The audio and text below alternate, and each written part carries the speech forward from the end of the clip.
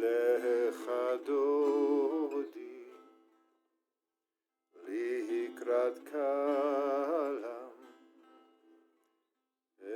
Neshamavan Nekavam Belam.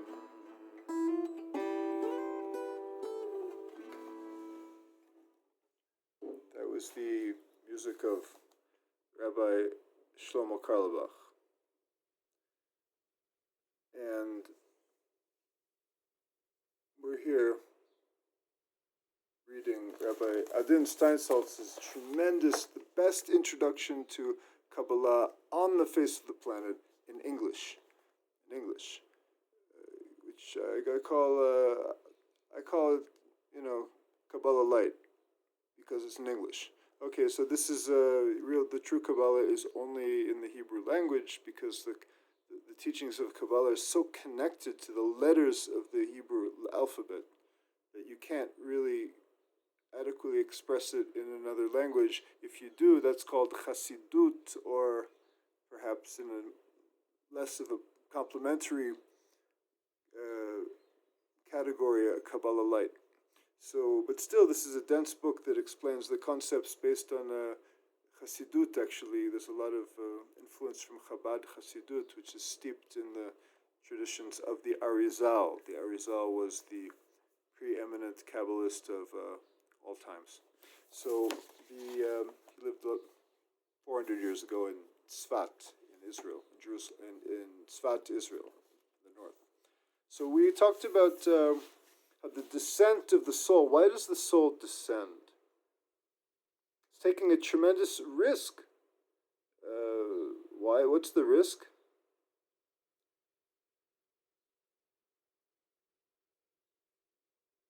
It's in a paradisical state, like state of paradise, a paradisical state, like being in paradise, and connecting down to matter and the body, M-A-T-T-E-R, matter, is a tragedy, because the soul has to be sullied with it, so pure, and has to be sullied with the physical world.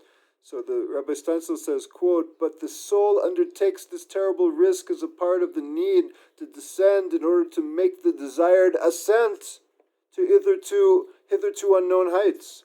It is a risk and a danger because the soul's connection with the body and its contact with the material world, where it is the only factor that is only factor that is free." Let me try that again. It is a risk and a danger because the soul's connection with the body and its contact with the material world, where it is the only factor that is free, unbounded by the determinism of physical law, and able to choose and move freely, make it possible for the soul to fall, and in falling, destroy the world. Indeed, creation itself and the creation of man is precisely such a risk. A descent for the sake of ascension. That's a very dense sentence. Let's try to unload it a little bit. The soul is the only thing free in the physical world, in the universe.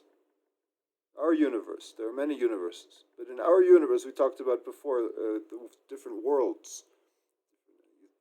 The world of our our world is the world of action, and above that, beyond that, is the world of formation, and the world of creation, and then the world of emanation. But we're talking about the only factor that's free in the world of action, which you call the physical universe, is the soul.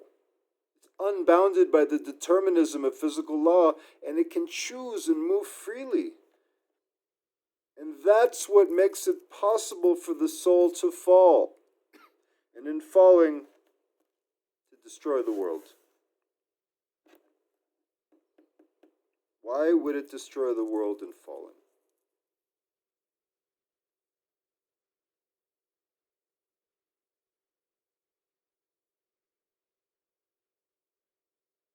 Requires further study. I don't know.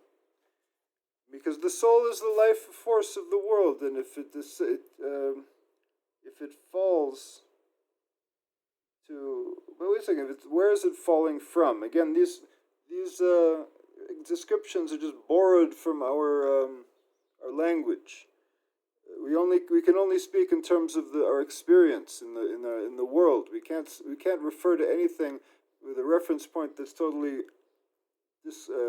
separate from anything we could have experienced as humankind in any power of description.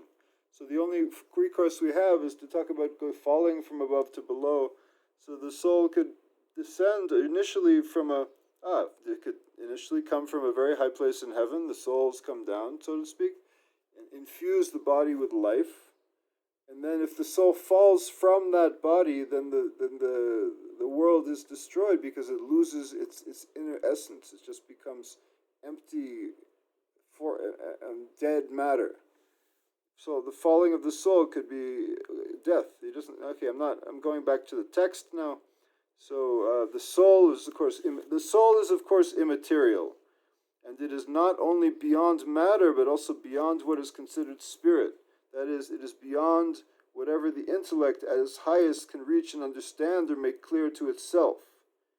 The soul is thus not to be conceived as a certain defined essence caged in the body, or even as a point of immaterial substance, but rather as a continuous line of spiritual beings stretching from the general source of all souls to beyond the specific body of a particular person.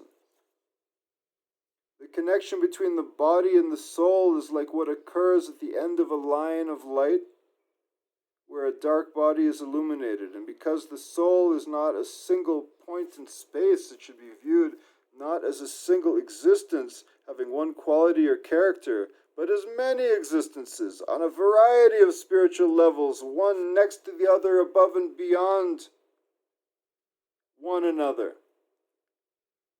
Thus, to begin with, the soul gives the body life and being. The vital being which distinguishes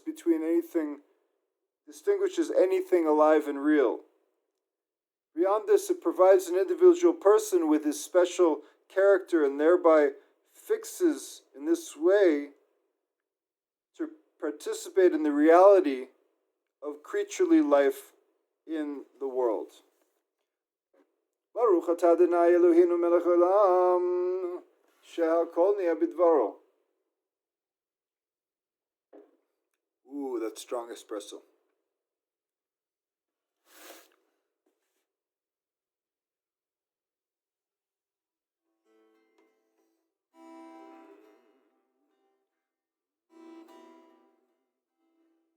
Lecha Dodi likrat kala el neshabas nekabla.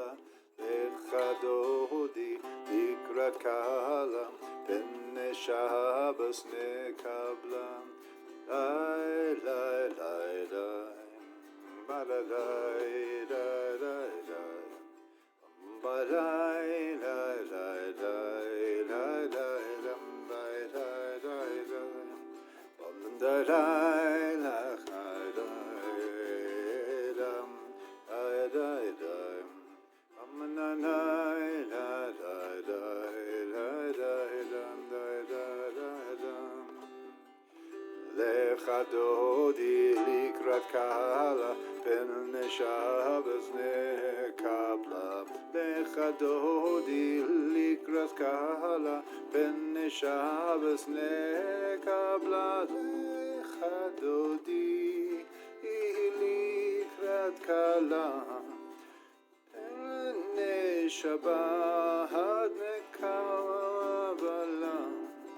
Lecha Dodi Likrat Kala Pene Shabbat nekabla Shabbat Shalom.